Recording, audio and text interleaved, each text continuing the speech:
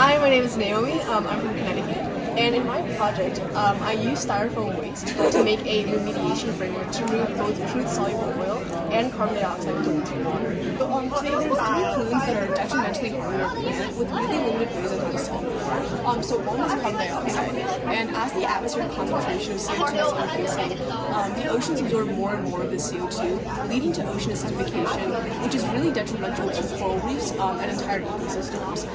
Two is oil spills. So 1.3 million gallons of toxic crude oil are spilled into oceans every year, and current remediation methods such as removals only remove and contain visible surface contamination, basically leaving behind this invisible toxic soluble oil that is equally as harmful but even harder to remove. And third is plastic pollution, in particular styrofoam waste. And so in search of a solution, I had come across these things called hypercrossing polymers, or HCPs. And HCPs are essentially these non-polar compounds that have a really high porosity and really high surface area. So they've been looked at in the past to be used as environmental sorbents.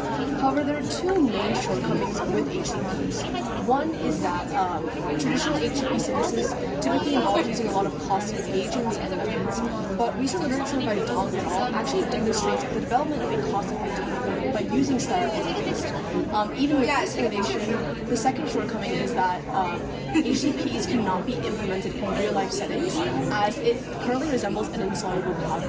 Therefore, with all of these things in mind, I thought to myself, if I could create like a stable system or framework that could simply remain indefinitely in water, it'd be able to make some really impactful change and remediate some of the most detrimental non-pollutants. So that's what I did. For my project, I created a multi-functional remediation framework out of styrofoam waste to remove both crude soluble oil and CO2.